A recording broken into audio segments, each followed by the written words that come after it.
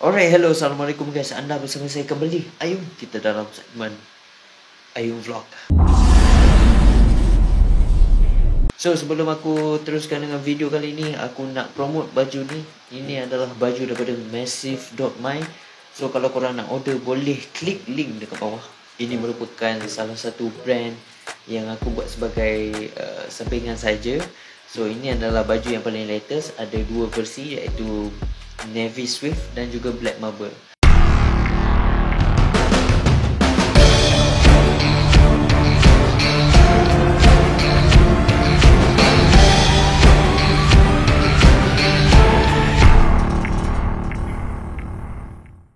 Aku rasa dah lama sangat dah this channel tak ada movie review. Ya, last time aku buat movie review pun dekat Review Ryan daripada Pure Official. I'm back.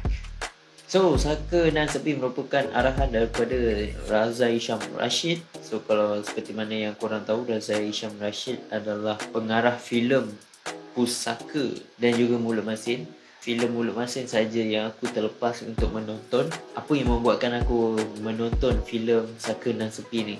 So first of all, selepas kawan aku recommend aku untuk menonton filem ni, aku lately macam malas nak tengok movie tau. And aku decide untuk tengok tayangan perdana dulu.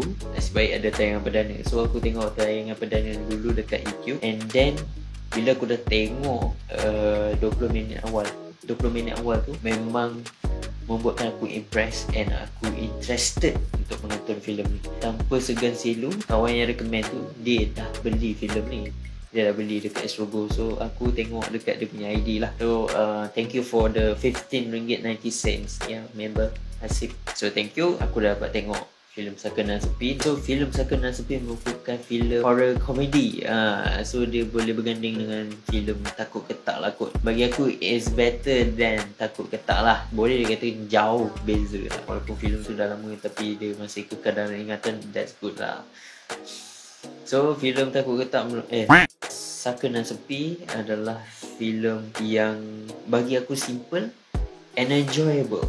So filem ni mengisahkan tentang sebuah family yang pergi ke camping yang sebenarnya mempunyai masalah keluarga lah selepas kematian ibu kepada Mimi Lana dan juga Syafiqah lah, aku tak ingat apa nama. So dalam filem ni ada Namron, Sherry Al-Haddad, Syafiqah dan juga Mimi Lana. Itu adalah main karakter, 4 main karakter. Dan juga Bomoh, siapa nama Bomoh? Ai Hushairi sebagai Bomoh. Kalau diikutkan dari tayangan perdana tu, kita dapat lihat yang diorang ni satu family pergi berkelah dan diorang memang ada problem lah antara Syafiqah, Mimi Lana dan juga Sherry Al-Haddad ni. Mimi Lana ni memang tak suka kepada Sherry Al-Haddad, mami tiri dia. Syafiqah dengan Sherry Al-Haddad ni bergaduh, membebel and then Mimi Lana pun decide untuk release tension dekat satu tempat berseorangan. And then ada seekor ada satu Saka ni, dia memang memerhati this family. So selepas tu kecoh lah sebab Mimi Lana start dah kena rasuk and dia menjerit. And then this family pun kelang kabut tengok apa yang jadi dekat Mimi Lana. So selepas tu diorang buat keputusan untuk pulang dan berjumpa dengan doktor. So selepas berjumpa dengan doktor cakap dia normal and then doktor pun suggest untuk pergi ke satu Bomoh ni, Tok Kasim. So bila dah pergi jumpa Tok Bomoh pun dah pulihkan dia. And then Bomoh ni kira bonus lah. So Bomoh ni kira dapat satu bonus di mana dia dapat lagi satu Saka untuk menjadi hamba dia. So Saka ni pun dia bisu, cacat. So dia pun panggil Tok Kasim ni pun panggil lah yang dia ni Saka cacat, Saka bisu, antara Saka yang paling lemah sekali yang dia pernah dapat. Selepas this family pulang, Tok Kasim pun memberi satu arahan untuk mengganggu this family secara berterusan supaya dia dapat duit daripada situlah, sebab dia orang akan datang berjumpa dengan Tok. Cara dia nak mendapatkan duit, dia mempergunakan Saka tu. Saka ni pula bengong, Saka ni pula bisu. Dia memang pergi rumah orang tu, tapi dia bukan buat huru-hara pun, dia bukan menakut-nakutkan pun. Dia buat hal dia tengok TV kat rumah orang. So di Saka dia macam innocent. Dia macam dia pergi rumah tu and then dia dah lupa yang sepatutnya dia kena buat apa. Memanglah dia orang takut sebab nampak hantu kan. So dia sangka dia tak buat apa-apa pun sebenarnya. Dia lurus bendul, saka yang lurus bendul, kucing pun dia takut. And then sampai satu masa yang Mimi Lana perasan yang saka ni pun macam tak menakutkan.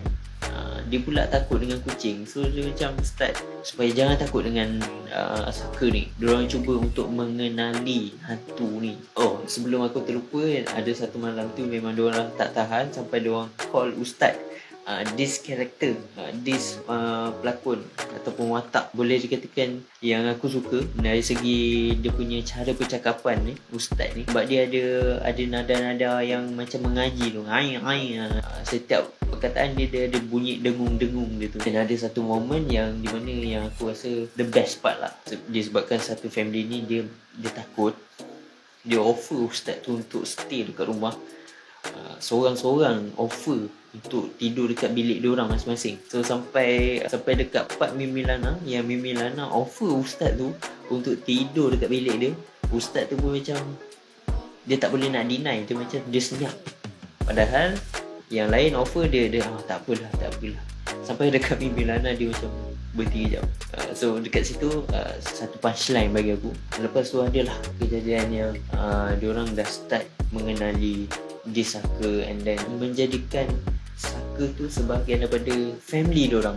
Bunyi macam pelik kan, tapi yalah, kita tak memandang serius dekat dalam filem ni sebab kita pun nak enjoy. Nama pun komedi horror kan. So memang pelik lah saka jadi part of the family. Ohana. So far the storyline is simple and aku enjoy. And dari segi production, dari segi cinematography, aku tak nak komen sebab Reza Hisham Rashid, kalau kita tengok dari segi kualiti dalam filem Pusaka, benda tu aku boleh expect dari filem-filem yang selepas-selepas tu. Melainkan dia ada downgrade dia punya kualiti dari segi dari filem Pusaka tu ke sini tiba-tiba downgrade. Itu memang aku akan lontarkan kritik-kritikan aku. Tapi dekat sini aku tengok the quality 100% still the same as Pusaka. Sebab dia masih cantik, quality audio apa semua tak ada benda yang cacat. Bagi aku semuanya perfect. And storyline simple and enjoyable. And pelakon Namron, Syafiqal and Mimi Lana, tiga orang ni bagi aku dia orang memang synchronize, memang membawa watak dengan jaya ni. Lagi-lagi Namron dia ada watak-watak yang kelembutan-lembutan ke. Namron is very pure, neutral, nampak original, dia tak nampak macam buat-buat. So aku suka that Namron bawa watak ni. Mimi Lana simple and Syafiqal dekat dalam ni bagi aku tenggelam sebab disebabkan dia tak begitu komedi.